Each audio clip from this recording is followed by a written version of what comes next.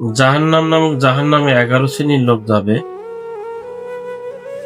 এর মধ্যে গেল দিনে আমরা আলোচনা করেছি যারা অহংকারী তারা।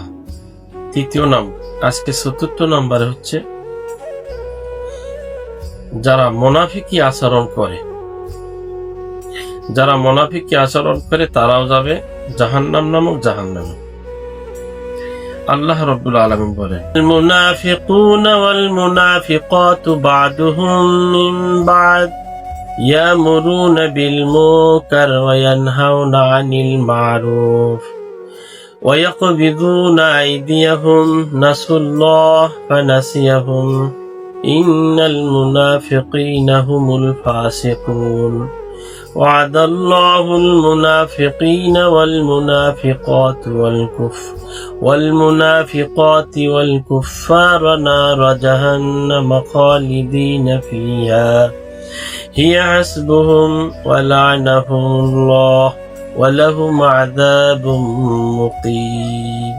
মুনাফিক নর এবং নারী এরা একজন আরেকজনের অনুরূপ।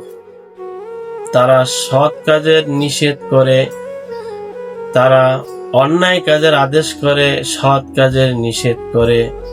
ওয়ায়াকবিদুনা আইদিয়াহুম, তারা হাতকে মুঠ করে রাখে, অর্থাৎ তারা দান সদকা করে না।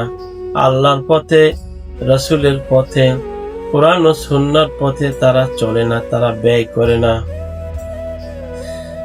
নাসুল্লাহ ফানাসিয়াহুম, নাসুল্লাহ তারা আল্লাহকে ভুলে গেছেন, ফানাসিয়াহুম আল্লাহ তাদেরকে ভুলে গেছেন। বলুন নাউজুবিল্লাহ।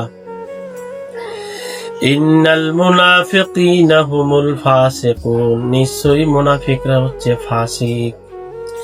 ওয়াদাল্লাহুল মুনাফিকিনা ওয়াল মুনাফিকাতি ওয়াল কুফারা নার জাহান্নাম খালিদিনা ফিহা। আল্লাহ রাব্বুল আলামিন বলেন, মুনাফিক এবং কাফের নর এবং নারী, মুনাফিক কাফের নর এবং নারী এরা জাহান্নামে প্রবেশ করবে। খালিদিনা ফিহা, তারা সেখানে স্থায়ীভাবে জাহান্নামে প্রবেশ করবে। হিয়া হাসবুহুম, এটাই তাদের জন্য প্রাপ্য। ওয়ালানাহুমুল্লাহ, আল্লাহ তাদেরকে লানত দেন।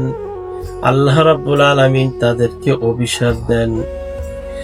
ওয়ালাহুম আযাবুম মুকিম, আর তাদের জন্য রয়েছে যন্ত্রণাদায়ক শাস্তি। বলুন নাউজুবিল্লাহ।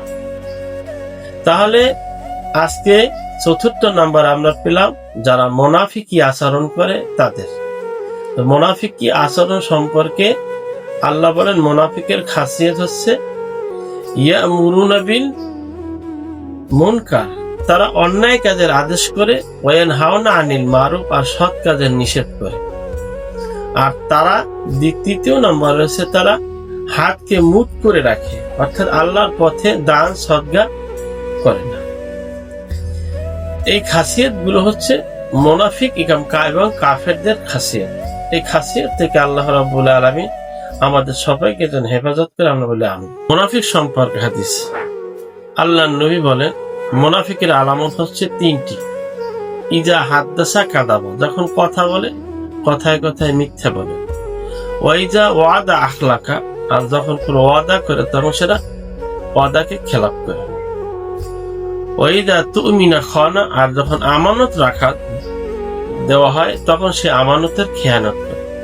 তো মুনাফিকের আলামত এই হাদিসে আমরা পেলাম তিন। কথায় কথায় মিথ্যা বলা, আমানতের খেয়ানত করা, ওয়াদা বরখেলাপ করা। এই তিনটা আমানত, তিনটা আমরা পেলাম মুনাফিকের আলামত।